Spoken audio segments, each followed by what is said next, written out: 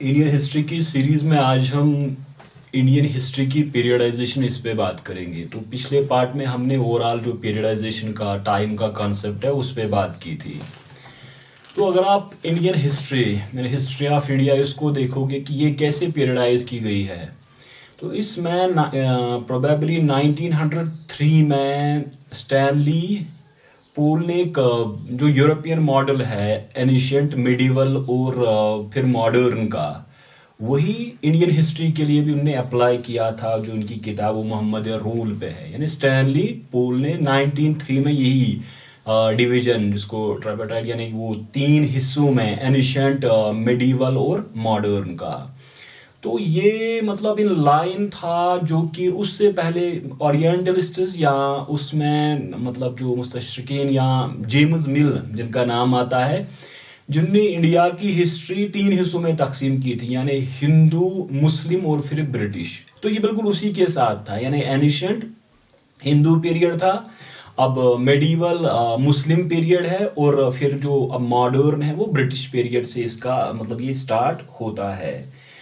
तो ये डिवीजन था, ये कोई नया नहीं था। असल में जब आप मिडिवल हिस्टोरियोग्राफी पढ़ोगे, मिसाल बदायूनी, तो उनकी वो मतलब तवारीख अगर आप देखोगे तो हरबरस मुखिया यही कहते हैं कि मतलब उन्होंने भी ऐसा अप्लाई किया था। यानी उस टाइम भी हिस्टोरियन यही, या तो वो मोहम्मद बिन कासिम या गजनवी तक उसको स्ट्रेच करते थे, या सल्तनत की फाउंडेशन पे वो मुस्लिम या मिडिवल पीरियड को स्टार्ट करते थे। तो यही फिर ब्रिटिशर्स ने किया कि उन्होंने यही जो यूरोपियन मॉडल है वही यहाँ पे अप्लाई किया, और उसके बाद जेम्स मिल ने उससे पहले इसको ये अंदर रिलीजियस बेस, यानी मेन फैक्टर जो एक स्टेज से दूसरी स्टेज, या इसमें उन्होंने डेवलपमेंट नहीं देखी, यानी वो ट्रांसफॉर्मेशन कैसे होता है मिडिवल से एनिशिएंट से मिडिवल तक, बल्कि उन्होंने सीधे रिलीजन को बेस बनाया। फिर उसके बाद वो डायनास्टी यानी पॉलिटिकल पावर उसको बेस बनाया इस हिस्ट्री के डिवीजन के लिए। तो अगर आप इसको देखोगे, यानी जो ये बीजी चट्टोपाध्याय है, तो वो किताब में ये लिखते हैं कि मेडिवल की यहाँ पे भी कोई एग्रीड अपॉन डेफिनेशन नहीं है। यानी अगर आप एनिशियंट जिसके लिए अर्ली हिस्टोरिकल भी या क्लासिकल जो रोमिला थापर टर्म इस्तेमाल करिए, यानी वो जो आगे आने वाले एजेस के लिए जो स्टैंडर्ड सेट करता है क्लासिकल एज, तो फिर क्लासिकल या अर्ली हिस्टोरिकल या एनिशियंट से मिडिवल में कैसे ट्रांसफॉर्मेशन हुई उस पे पूरा डिबेट है। यानी ये जो चट्टोपाध्याय कहते हैं, ये कहते हैं कि मिडिवल की यहाँ पे भी कोई मतलब इस तरह की कोई एग्रीड अपॉन डेफिनेशन नहीं है कि मिडिवल आप किस पीरियड को कहोगे। अगर आप ग्रेवाल को देखोगे तो ग्रेवाल इसमें यही कि मुस्लिम हेजमोनी के बेसिस पे इसको, यानी रिलीजियस हेजमोनी, मुसलमानों की हुकूमत थी, लेकिन इसमें भी ये ज़्यादातर नॉर्थ इंडिया में थी। उसके बाद एक डिफरेंट मतलब क्लास या आप कम्युनिटी, अलग अलग डिस्टिंक्ट कम्युनिटीज़, मुसलमान और हिंदू। उसके बाद जो ओरिजिनल मतलब एक जो वो आर्ट लिटरेचर वगैरह वगैरह में, या फिर आप जो सेक्ट्स प्रोलिफरेशन उनकी हुई, इस बुनियाद पे वो कहते हैं कि मेडिवल। लेकिन ओवरऑल इसकी कोई एग्रीड अपॉन डेफिनेशन नहीं है मेडिवल हिस्ट्री कौन सी हिस्ट्री है। तो फिर आप खुद इस पे सोच सकते हो कि किस पार्ट या किस हिस्ट्री को मेडिवल हिस्ट्री यहाँ पे कहा जाता है। तो आप देखोगे कि इस पे मेडिवल कब स्टार्ट होता है, यानी ये चेंज कहाँ से आती है, इस पे जब बात हुई है तो वो एक मतलब क्लासिफिकेशन इसकी ऐसे की गई है कि एनिशियंट पीरियड से फिर यहाँ क्लासिकल एज से यहाँ पे अर्ली मेडिवल पीरियड स्टार्ट होता है, जो कि मतलब ज़्यादातर जिसमें अगर आप निहारंजन रे को देखोगे तो वो उसको 7th से 12th सेंचुरी तक, यानी ये अर्ली मेडिवल था, वो 12th से 16th तक इसका मिडल फेज, और 16th से जब ब्रिटिश एम्पायर राइज होना शुरू हो गया 18th सेंचुरी में, वो इसको फिर मतलब लेट जो मेडिवल पीरियड है। तो अगर आप वो जो मतलब यहाँ पे इंडियन हिस्ट्री कांग्रेस वगैरह जो मतलब जिसमें बड़े बड़े हिस्टोरियन बैठते हैं, तो वो भी इसको 12/6 या जो सल्तनत से इसकी मुगल फाउंडेशन तक इसका पीरियड लेते हैं। इरफान हबीब की भी यही है कि 8th से डिक्लाइन ऑफ सल्तनत तक ये अर्ली मेडिवल पीरियड यहाँ पे रहा है। तो चट्टोपाध्याय भी यही, यानी 7th से 13th सेंचुरी तक अर्ली मेडिवल पीरियड आता है। और फिर एंड्रे विंक जो कि मतलब वो अल हिंद जिनकी वो बड़ी मशहूर किताब है, उनका भी 7th से 11th सेंचुरी तक ये मेडिवल पीरियड आता है। तो आप देखोगे कि एक चेंज, यानी मैंने आपको वो पिछले हिस्से में भी समझाया कि पास्ट ये जो टाइम है उसको कैसे डिवाइड करते हैं। अब जब इंडियन हिस्ट्री का टाइम हमारे सामने आता है तो इसको भी यही यानी यूरोप से बिल्कुल एक मॉडल लाया गया कि आप एनिशेंट, मेडिवल और मॉडर्न करें। फिर उसके बाद जेम्स मिल का इससे मिलाए कि हिंदू, मुस्लिम और फिर ये जो ब्रिटिश पीरियड है। अब आप देखोगे कि जब एनिशियंट पीरियड, या मैंने कहा कि उसके लिए अर्ली हिस्टोरिकल, यानी अर्ली हिस्टोरिकल से वो मतलब लेते हैं कि जहाँ पे टेरिटोरियल स्टेट्स बनी थी, जो कि राजनी या फिर वो क्षत्रियाज, या मतलब क्षत्रिया की जहाँ पे वो स्टेट्स बनी थी, ये जो टेरिटोरियल स्टेट्स थी, तो ये सेंट्रलाइज्ड एम्पायर। मिसाल आप मौर्यन टाइम तक इसको देखोगे, फिर इनकी मतलब यहाँ पे लैंड होल्डिंग बेसिस नहीं थी, बल्कि ये जो स्टेट के ऑफिशियल्स थे दे वेर पेड, मतलब कैश में उनको पे किया जाता था। इसी तरह से कैश नेक्सस थी, ओवरसी ट्रेड था, क्राफ्ट्स थे वगैरह वगैरह। और विलेजेस में कम्युनल होल्डिंग्स थी। ये एंशिएंट मतलब आप पीरियड की आप डेफिनेशन अगर आप मार्क्सिस्ट हिस्टोरियंस को देखोगे तो उसके बाद इसमें कंसोलिडेशन ऑफ कास्ट, जिसको आप देखोगे कि ब्राह्मणों और क्षत्रियाज जो कि पूरा प्रोड्यूस कंट्रोल करते थे, पैदावार को कंट्रोल करते थे, और वेश्या टैक्स पे करते थे। तो अब इससे चेंज आती है अर्ली मेडिवल, या मतलब आप मेडिवल उसका पहला हिस्सा आप अर्ली मेडिवल को देखोगे। तो मैंने टाइम पीरियड आपको बताया। अब मैं इसके साथ आपको बताऊं कि इसमें 3 बेसिक मॉडल्स है, यानी इसकी स्टडी बुनियादी तौर पर इन्हीं 3 मॉडल्स में की जाती है। तो उसमें सबसे पहले जो आता है जिसको आप फ्यूडल मॉडल, यानी कोसंबी को आप देखोगे, आप आर.एस. शर्मा को देखोगे, जो बड़े हिस्टोरियन है, एनिशिएंट एक्सपर्ट है इसके। और तो इन्होंने वो फ्यूडल असल में यूरोपियन हिस्ट्री में मतलब एक मॉडल डेवलप हुआ था। उसके बाद मुखिया का इस पे आर्टिकल है कि ये कितना फ्यूडल था, उस पे हम बात करते रहेंगे आगे। लेकिन अमूमन इसको वो एक डेक्लाइन सिंड्रोम, यानी ये पीरियड था जो कि था डेक्लाइन का, डीके का, ये एक पीरियड रहा है। तो आप देखोगे कि ये कुछ लोग इसको मोहम्मद बिन कासिम का जो 711 में इन्वेजन हुआ था, या आप वो क्लासिकल एज, अगर आप मार्क्सिस्ट को देखोगे तो क्लासिकल एज जब वो गुप्ता पीरियड डिक्लाइन होता है तो उससे ये शुरू होता है। तो ये पहला मॉडल जिसको हम फ्यूडल मॉडल कहते हैं। तो इसमें वो कहते हैं कि यहाँ फ्रेगमेंटेशन पॉलिटी की हुई थी, यानी इसमें वर्टिकल ग्रेडेशन हुई थी, या डिवीजन ऑफ सॉवरेंटी। वो जो लैंड ग्रांट्स दिए गए थे, मतलब समन्ताज फोल्डिंग्स थी, उस वजह से यहाँ पे जो मतलब एक जो सेंट्रलाइज्ड एम्पायर था वो डिसइंटीग्रेट हुआ था, वो छोटे छोटे हिस्सों में वो डिक्लाइन हुआ था। फिर मैंने ये आपको बताया कि इसमें मतलब वो लैंड होल्डिंग, यानी जो ऑफिशियल थे उनको कैश में नहीं बल्कि land in लिeu of their salary दिया जाता था, जिसमें सॉवरेंटी वो डिवीजन हो गई, वर्टिकल डिवीजन। अच्छा, उसके बाद इसमें यही कहा जाता है कि जो ट्रेड था वो डिक्लाइन हुआ, जो अर्बनाइजेशन वो भी मतलब खत्म हो गई, इसमें मार्केट इकोनॉमी की डिक्लाइन हो गई। फिर एक और बात कि इसमें पेजेंट को ओवर एक्सप्लॉयटेशन उसकी हुई थी, जो फेडरल मॉडल में बात करते हैं कि मतलब हाई टैक्सेशन थी, कंपलसरी लेबर था जिसको बेगार यहाँ पे कहा जाता है। अच्छा, फिर इसी तरह से वो मल्टीप्लिकेशन ऑफ कास्ट्स इस पीरियड में हो गई थी।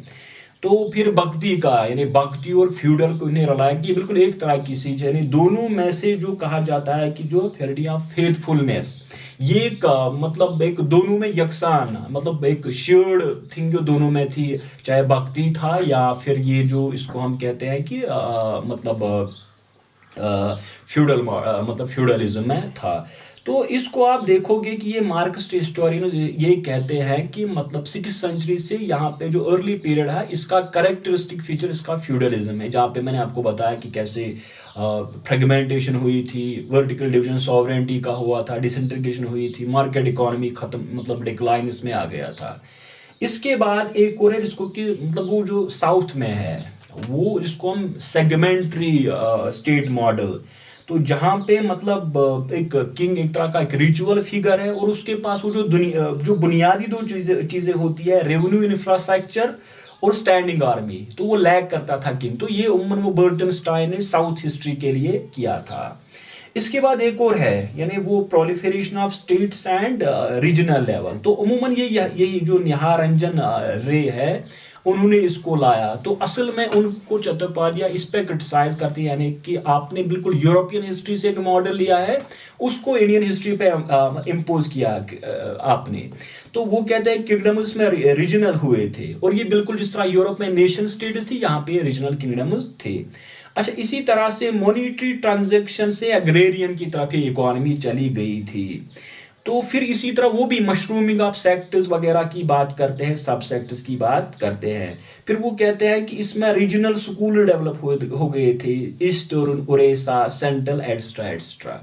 तो उमन ये भी उसी तरह से फ्यूडल मॉडल का जैसा ही है, लेकिन इसमें वो बात यहाँ पे लाते हैं कि जो मतलब यूरोपियन हिस्ट्री में पैरेलल्स थे, उनको वो यहाँ पे जो कि मतलब इंडियन हिस्ट्री में ये चीज़ें वो यहाँ पे लाते हैं। तो ये एक बात यहाँ पे हो गई थी कि ट्रांजिशन क्या हुआ, कहाँ से हुआ, अर्ली मेडिवल पीरियड कहाँ से स्टार्ट होता है, और फिर इसके फीचर, यानी मैंने आपको बताया कि एक मॉडल है फ्यूडलिज्म का, सेगमेंटरी स्टेट मॉडल, और फिर वो है जो प्रोलिफरेशन, ये जो स्टेट्स हुई थी एट रीजनल लेवल। तो इसमें एक और बात आपको समझनी, ये जो ट्रांजिशन और कंटिन्यूटी यहाँ पे लाने की कोशिश करते हैं, असल में जो ओरिएंटलिस्ट्स थे वो यही मतलब हिंदुस्तान की या इंडिया की हिस्ट्री, उसमें टाइमलेसनेस और चेंजलेसनेस, यानी ना तो इसमें टाइम का कंसेप्ट और ना इसमें कोई चेंज आई थी। तो उसको काउंटर करने के लिए ये तमाम चीज़ें लाते हैं कि इसमें बिल्कुल एक कंटिन्यूटी थी इंडियन हिस्ट्री में। लेकिन अगर आप इसको देखोगे कि बेसिकली एक चेंज, यानी ये कोई स्टेट ऑफ डेवलपमेंट थी, स्टेज ऑफ डेवलपमेंट थी, या मतलब कोई ऐसी बुनियादी चेंज जिससे आप उसको फर्क कर सकोगे। तो उमूमन जो ये मुस्लिम सल्तनत की फाउंडेशन है, इसकी जो कैरेक्टरिस्टिक फीचर्स है, ये बुनियादी बात इसमें है। अगरचे मतलब जो मुख्तलिफ हिस्टोरियंस है जो इकोनॉमी में, पॉलिटी में बात करते हैं कि उसमें क्या क्या चेंजेस आ गई थी। तो ये वो मतलब बुनियादी एक इंडियन हिस्ट्री का इसको कैसे पीरियडाइज किया गया। हमने भी एनिशियंट पे या मॉडर्न पे कोई ज़्यादा बात नहीं की, क्योंकि हम इसको मैंने 6th सेंचुरी से ले रहे हैं। यानी जो सीरीज़ का आगाज़, उसमें हम पहले अर्ली मेडिवल, उसके बाद मेडिवल, फिर मॉडर्न पे। तो मॉडर्न कंप्लीट करने के बाद हम एनिशियंट पे आ जाएंगे। अब मैं आपको एक और बात इसमें बताऊं कि हम इसमें आगे चल के किस बात पे मतलब डिस्कस करने वाले हैं। तो सबसे पहले हम अर्ली मेडिवल पीरियड को उठाएंगे, और इसमें हम जो पॉलिटी, इकोनॉमी और सोसाइटी, इस पे बात करेंगे। फिर इसका एक और बुनियादी एक थीम है राजपूत, यानी राजपूत एज भी है। अच्छा, समित इसको ट्रांजिशनल पीरियड कहते हैं, वी समित। तो ये राजपूत, उस पर हम बात करेंगे। अब उसके बाद एक मतलब एक टर्निंग पॉइंट आता है, वो आता है कि जो अरब इन्वेजन होता है, उसके बाद ये सेंट्रल एशियन इन्वेजन कॉन्क्वेस्ट होते हैं। तो हम उसमें बात करेंगे कि जो इंडिया, यानी जो बड़े सगीर या साउथ एशिया है, उसके अरब वर्ल्ड के साथ रिलेशन, चाहे वो ट्रेड की थी, या हम उसको प्रोफेटिक और जो राशिदीन पीरियड है, यानी खिलाफत का उमैया अब्बासी पीरियड है, उसमें देखेंगे कि इंडिया और अरब वर्ल्ड की रिलेशंस क्या थी, ट्रेड में वगैरह वगैरह। इस पे हम विंक वगैरह पे बात करेंगे। फिर उसके बाद हम आएंगे जो एज आती है इन्वेजन्स और कॉन्क्वेस्ट्स की, यानी जो अरब से शुरू होता है, फिर अर्ली मुस्लिम सेटलर्स यहाँ पे आते हैं। तो फिर हम फाउंडेशन पे आएंगे, और उसमें दोनों हम सल्तनत पे भी आ जाएंगे, और मुगल पीरियड में भी, यानी फाउंडेशन और कंसोलिडेशन, इस पे हम बात करेंगे। उसके बाद हम जो पूरा एक सिस्टम यहाँ पे डेवलप होता है कि सल्तनत बनती है, एम्पायर बनता है, या रीजनल स्टेट्स बनती है, तो आइडियोलॉजी उनकी क्या थी, किस बुनियाद पे वो हुकूमत करते थे, या इन्वेजन्स वगैरह जो कंसोलिडेशन हुई थी यहाँ पे, और उनका जो पॉलिटी और एडमिनिस्ट्रेशन का स्ट्रक्चर था, उस पर हम बात करेंगे। अच्छा, उसके बाद हम आ जाएंगे इकोनॉमी पे, उस पे एग्रीकल्चरल, नॉन एग्रेरियन इकोनॉमी, फिर ट्रेड पे, रेवेन्यू पे हम बात करेंगे, टैक्सेशन पे बात करेंगे। उसके बाद इस पे थेरीज, जो टैक्सेशन की मेडिवल में यहाँ पे मुख्तलिफ जो थेरीज सामने लाई गई टैक्सेशन की, या हनफी सुकुल वगैरह की, उस पे। फिर क्राफ्ट्स पे, फिर जो रूरल अर्बन मतलब इसमें अर्बनाइजेशन होती है, फिर सिटीज और टाउन्स कैसे डेवलप होते हैं, उस पे हम बात करेंगे। उसके बाद हम सोशल कंपोजिशन पे आ जाएंगे, यानी कास्ट, मेडिवल पीरियड में क्लास, फिर रिलीजियस मूवमेंट्स, थियोलॉजी, जिनको उलमा कहा जाता है, इंस्टीट्यूशंस, इन तमाम मामलात पे बात करेंगे। उसके बाद हम साइंस एंड टेक्नोलॉजी पे आते हैं, जो इस मतलब 600 से आप 1800 AD ईस्वी तक आप ले जाइए। फिर हम आर्ट पे, आर्किटेक्चर यानी उस पे हम जो मतलब painting, music, calligraphy extra extra इस तमाम पे बात करेंगे, यानी तमाम टॉपिक्स पे बात करेंगे। और फिर हम मुगल एम्पायर का जो डिक्लाइन होता है और उसके बाद जो ब्रिटिश एम्पायर का यहाँ पे राइज होता है उस पे हम बात करेंगे। तो ये एक मतलब एक कॉम्प्रहेंसिव इस पे हम यहाँ पे लेक्चर देंगे, यहाँ इसकी एक स्टडी करेंगे और फिर कोशिश करेंगे जो तमाम स्कूल्स ऑफ थॉट है, फिर चाहे वो प्रैक्टिसिंग हिस्टोरियंस हैं या मतलब वो एक जो एकेडमिक वर्ल्ड से बाहर के जो हिस्ट्री वाले हैं, उन्होंने जो लिखा है और प्राइमरी सोर्स के बेस पे हम इन तमाम मामला पे बात करेंगे। तो ये इंडियन हिस्ट्री होती है कि एनिशियंट, मेडिवल और मॉडर्न। उसके बाद मैंने जेम्स मिल को आपको कैसे मिलाया, फिर जो क्लासिकल या अर्ली हिस्टोरिकल पीरियड है उससे, या एनिशियंट जिसको आप कहते हो, उससे कैसे ट्रांजिशन होता है मेडिवल पीरियड पे। तो मेडिवल में पहले अर्ली मॉडर्न, उसके बाद जब हम मेडिवल पे बात आएंगे तो मैं आपको उस टाइम कैरेक्टरिस्टिक फीचर्स इस मेडिवल एज के आपको बताऊंगा। इस तरह जब हम मॉडर्न पे आएंगे तो मैं मॉडर्न क्या है ये कॉन्सेप्ट पूरा मैं डिस्कस, एनलाइटमेंट से इसकी मतलब इस पर डिस्कशन, और फिर पोस्ट मॉडर्न की व्यूज क्या है मॉडर्न एज पे, उस पर हम बात करेंगे। तो ये मतलब आज हम इसी पे इसको कंक्लूड करते हैं। नेक्स्ट टॉपिक में हम सीधे जो पॉलिटी अर्ली मेडिवल पीरियड की उस पर हम बात करेंगे।